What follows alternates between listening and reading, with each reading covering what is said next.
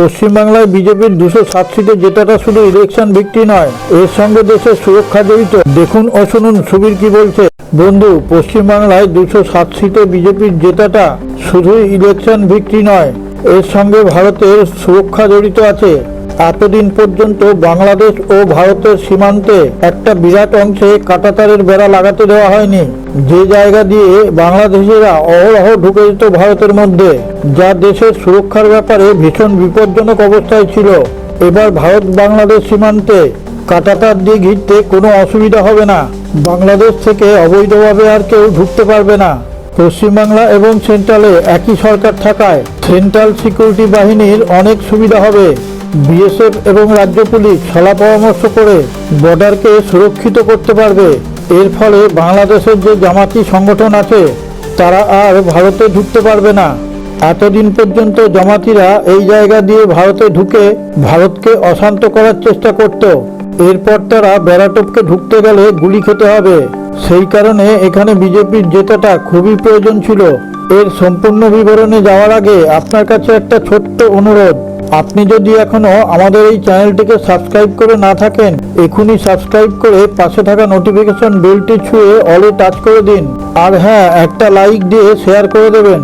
তাহলে আমরা বিশ্বের বিভিন্ন প্রান্ত থেকে এই রকম নিত্য নতুন খবর সংগ্রহ করে আপনাদের সামনে তুলে ধরার অনুপ্রেরণা পাবো। আসুন সংবাদে ফিরে আসি। বাংলাদেশে যে চর্মশিল্প আছে তার উপর ভীষণ আঘাত আসবে। ভারত থেকে প্রচুর পরিমাণে গরু চোরাই পথে বাংলাদেশে যেত। এর ফলে চোরাই কারবারিদের প্রচুর ইনকাম হতো। এখন বাংলাদেশের অর্থনীতিতেও প্রচুর চাপ আসবে। এর ফলে বাংলাদেশের চাহিদাহি রব উঠে গেছে। তবে এটা তো ছোটখাটো ব্যাপার। আসল কথা এবারে আপনাদের সামনে তুলে ধরবো। এরপর পশ্চিমবাংলায় এনআরসি কায়েম হবে। এর ফলে পশ্চিমবাংলায় যত মুসলিম বাংলাদেশি ঢুকে বসে আছে, এনআরসি লাগু হওয়ার পর ভারত থেকে তাদের বিদায় নিতে হবে। এর জন্য বাংলাদেশ আতঙ্কিত হয়ে আছে। এই লক্ষ লক্ষ বাংলাদেশিকে যদি পুশব্যাক করা হয় তাহলে বাংলাদেশে খাদ্যের সংকট দেখা দেবে। সেটা তারা কিভাবে পূরণ করবে তার ভয়েই কাঁপছে।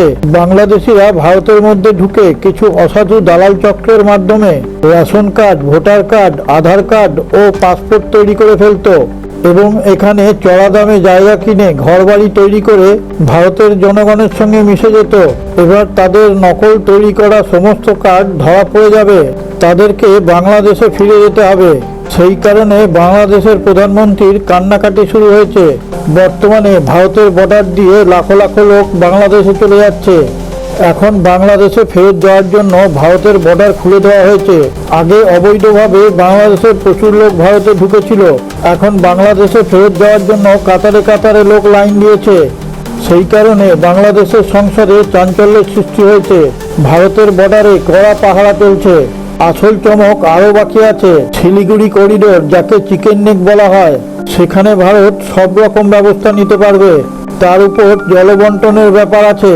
এবার বাংলাদেশকে ভারত নিজের ইচ্ছা মতো জল দেবে, আবার বন্ধ করবে। আগের মমতার সরকার তিস্তা জলবন্টন কেন্দ্রকে আটকে রেখেছিল।